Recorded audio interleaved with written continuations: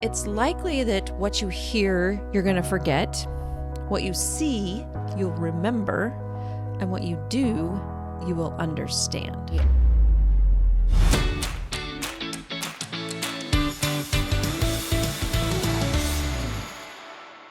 Welcome back. I'm so excited that you've joined me today.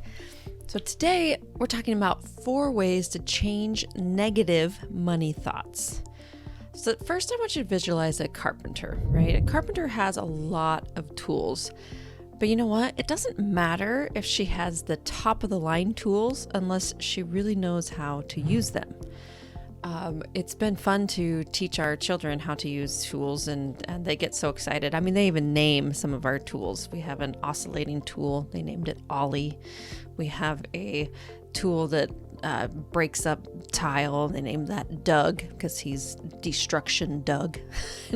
So our kids love to name the tools, but it doesn't matter if they're great tools or bad tools if you don't know how to use them. So as we talk through ways to build wealth and ways to manage our money, you got to know that you can't just dive into grabbing the best tools out there. You've got to learn them step by step. So another thing I want you to think about is that when we talk about money thoughts and just talk about thoughts in general, right? If you are listening to this, it's likely that what you hear, you're going to forget. What you see, you'll remember.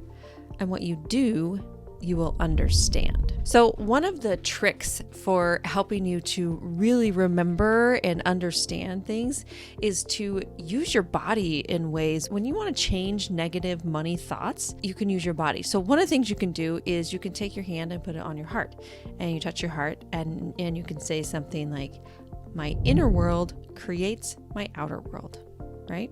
Now you can touch your head and say, I have a millionaire mind. Notice I didn't say I want to have, right? I'm already instructing my brain that I have a millionaire mind. So if you think about thoughts and feelings, thoughts lead to feelings lead to actions, and actions lead to results. So let's talk about thoughts. Let's talk about how you've been programmed. So all the statements you heard about money when you were young, they remain with you in your subconscious. So I'm going to list a whole bunch of them. Let's see if any of these resonate with you. Money is the root of all evil. Save your money for a rainy day. Rich people are greedy and criminals. Money doesn't grow on trees. You can't be rich and spiritual. Money doesn't buy happiness. Rich get richer and the poor get poorer. Well, not everyone can be rich. We can't afford it. So, have any of those thoughts come into your brain, or have you heard those thoughts from other people? And what you have to realize is that those are just thoughts. They're not facts, right? Is money the root of all evil? Is that a fact? No, that's just a thought, right? Money doesn't grow on trees. Is that a fact? Okay, well, it could be, but money, the thing behind is what they're trying to say is that you can't just go out and pick money from something like a tree. It's not that easy to get money. But is that a fact? Is it hard to get money? That's just a thought, right? Whether you believe it is easy to get money or hard to get money, that's a thought. And whatever your thought has, it leads to feelings, right? So let's dive deeper into this. If your thought is it's hard to get money is hard to accumulate, what kind of feeling are you going to have about that? Well, you'll probably have a negative feeling, or maybe a depressive feeling, or you'll feel down, or you feel like, wow, everything's stacked against me. So if those are your feelings, what kind of actions will you take? Well, you probably won't take very many actions to change your situation because your thoughts have already led to the feelings that you are feeling you can't do anything about it, right? And so if you're not taking actions, what results are you going to get? Money will be hard. right?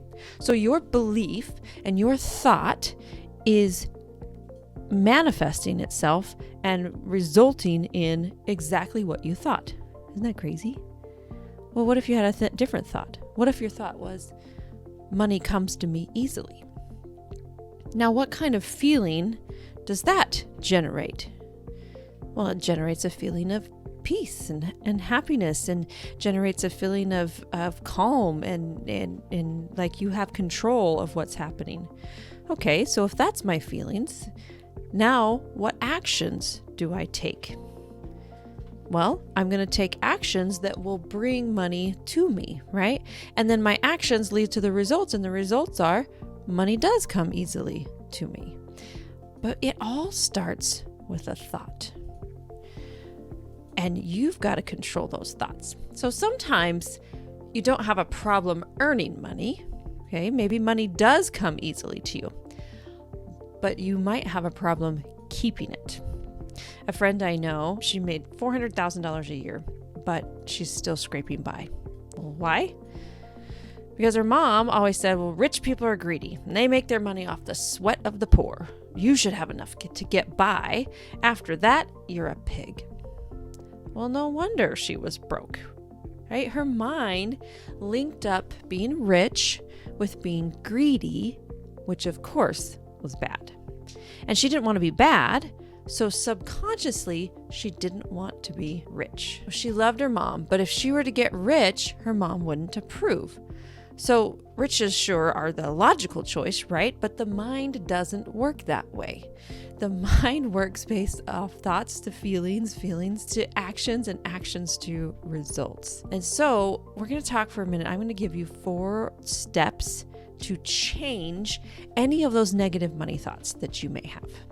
Number 1 is you're going to write down all the statements you heard about money, wealth, rich people when you were young. You can borrow some of the statements that I thought of, right? About you gotta save money for a rainy day, or you can't be rich and spiritual at the same time. So I would just take a moment and write them all down. It's really important that you actually go through this exercise. If you just think them in your brain, remember we talked about how if you hear something, you forget, what you see, you remember, but what you do, you understand. So if you're actually doing the steps here, and I know sometimes you're driving when you're listening to podcast episodes, but I want you to go through this exercise tonight in your journal. And you're going to write down all these statements. As you put those pen to paper and actually write them out with your hand, it's going to already start the change process, right? Okay, second step is you're going to write down how you believe these statements have affected your financial life so far. For example, one of the statements that I heard a lot, and I even said a lot to my children in the early days was, oh, we can't afford it. We can't afford it, right? And so how would that statement affect my financial life? Well, that's a thought. That thought leads to a feeling of not enough, right? Scarcity. We just don't have enough to afford things. And then my actions, I don't take actions to change that because I'm still stuck in this feeling, right? And so then my results are, we can't afford it. We can't buy the thing. We can't take the trip. We can't buy the brand name cereal because we can't afford it. So how have those statements affected your financial life? Well, for me, I was living in that scarcity. And having a scarcity mindset is you're not going to be able to achieve wealth with a scarcity mindset. You have to change that into an abundance mindset. Okay, step 3 is you're going to now disassociate those thoughts because they're not part of your anatomy, right? So now you have a choice in the present moment to be different. And the way you do this, which is step 4, is you're going to place your hand over your heart. So again, touching yourself, doing something that is tangible is going to be the key here to changing your negative thoughts. And you're going to say, what I heard about money isn't necessarily true. I choose to adopt new ways of thinking that support my happiness and success. So the only way to change the temperature in a room is to actually change the thermostat, right? And the only way to change your level of financial success is to reset your financial thermostat. So think about visualizing, right? So most people, they believe the success of their business depends on like skills and knowledge or timing, but that's not true. How well your business does is a direct result of what you believe your money mindset is, because you'll always validate that. You will always validate that. If you believe you can't afford things, you can't afford things. If you believe you can afford things and you just have to figure out how, you will be able to afford those things, because your income and your wealth can only grow to the extent that you do. So recap, change that verbal programming.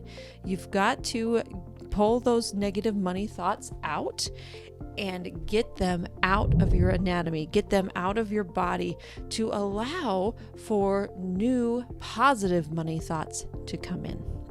So there's your quick tip for the day. I hope you join me next time, and please share this episode with others because we want to share the wealth. Thanks, everyone. See you later.